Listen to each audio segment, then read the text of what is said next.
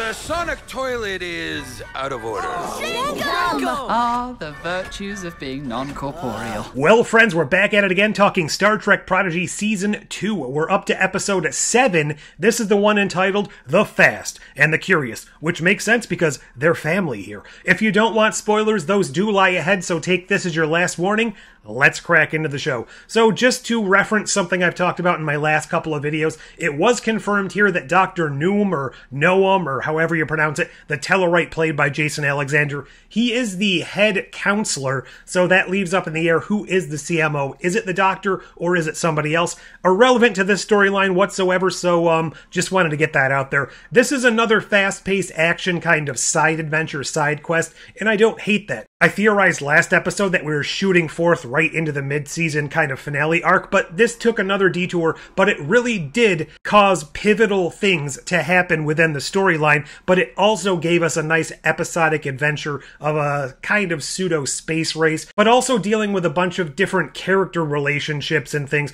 There were so many different levels packed in here, and in a 22-minute episode, they're packing in a lot of the Star Trek type of thought-provoking things in here. It's just not giving us the extra time to sit with them and analyze them and kind of put them together that a 45-minute episode actually would. So there's a lot of kind of cross connections going on. This is definitely a big Zero episode, but it also has a lot of connections to obviously the other characters and their relationships with each other and how they're processing things and all of that. But this is very heavily tied to the nature of Zero's non-corporeal form, the otherness, the feeling of connection and family, and it was also bringing back a lot of aspects from Voyager, but not necessarily in an exacting manner. So they used a Borg transwarp hub, which we have only seen, I believe, in Star Trek Voyager. Maybe they were discussed and talked about in Picard, I can't really remember. But they used that here, and I liked it. It was kind of abandoned. We don't have any sort of clear indication in this show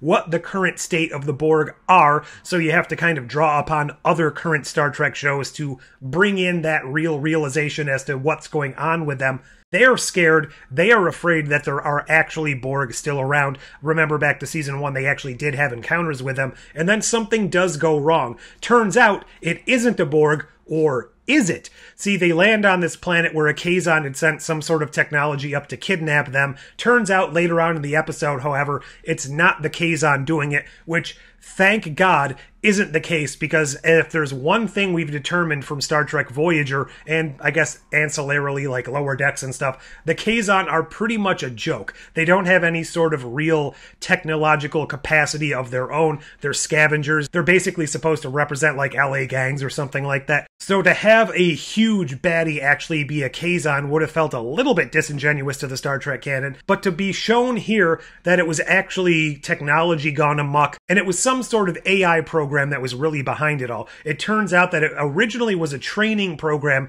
for Kazon pilots in order to go through their initiation, but it took on a life of its own in order to try to achieve perfection.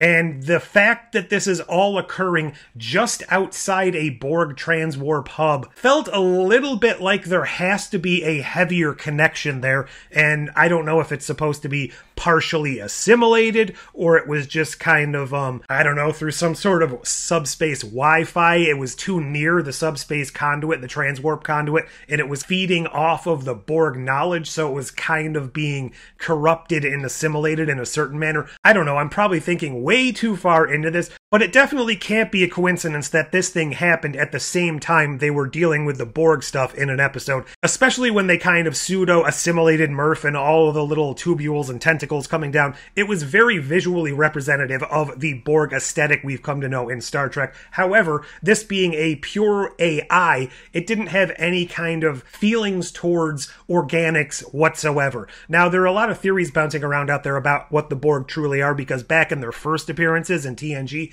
they were not whatsoever interested in organics. They were just interested in the technology and the raw materials. A lot of the speculation out there is after this encounter with the Enterprise D, they kind of changed the way they did things. Now, Voyager proved that not to be the case by referencing things before that, but if this is sort of kind of trying to bring together two disparate versions of the Borg, it would be kind of interesting to see if this thing is connected to that. Again, going way too into the weeds about Star Trek lore not connecting to this episode whatsoever. But I was very convinced for at least half of the episode, maybe even longer, before we got that big reveal at the end. This was going to have more to do with Alice. If you can remember from Voyager, or if you haven't seen it, there was this ship that was kind of trying to get itself home to some other realm by taking over the minds of really good pilots. And it eventually came to Voyager and took over Tom Paris, and it kind of bonds with you neurally, and you interact with the ship just through a mental bond, Neuralink or something like that.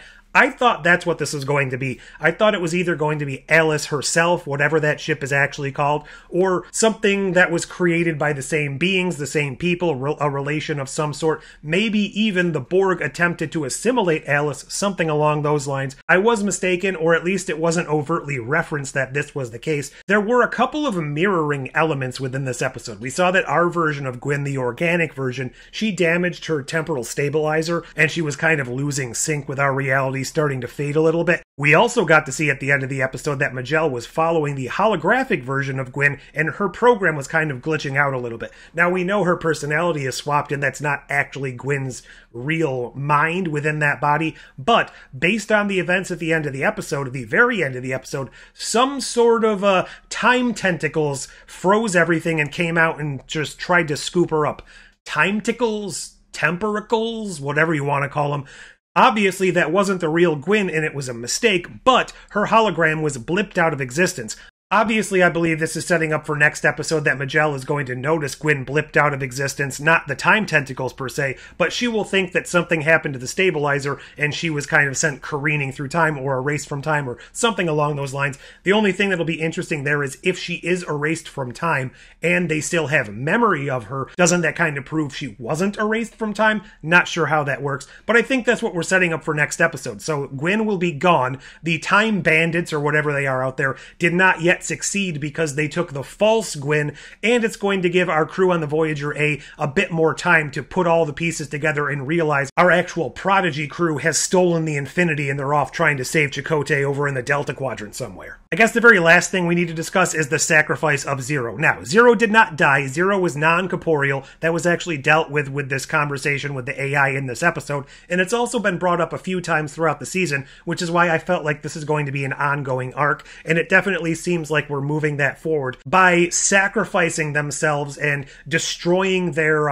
exoskeleton or their robot suit, whatever you want to call it. For all intents and purposes, right now, Zero is a non-corporeal gaseous being stuck within this sphere. And if you remember, living beings actually can't look upon Zero, so there's no way that they're able to come out of their shell and just kind of fly around and interact with things. So it's going to be kind of interesting to see what happens. Now, without the arms and legs, it kind of just looks like a Saiyan pod or something like that. That was a very nice, touching scene. It was a very pivotal moment, I believe, in the season, and I'm definitely interested to see where we go from here. They've stolen the Infinity, things are starting to go wrong for them, but every time they've come up against a scrape in this season so far, somebody or something out there across time has been helping them, so I have to imagine maybe that will come back into play and somebody will help guide them further. They're definitely well on their way to finding Chakotay. Without this pit stop here, they might actually have made it. It seems like everything's coming together. Things aren't necessarily going fantastically for them, but they've been receiving help from outside of time, so maybe that will continue,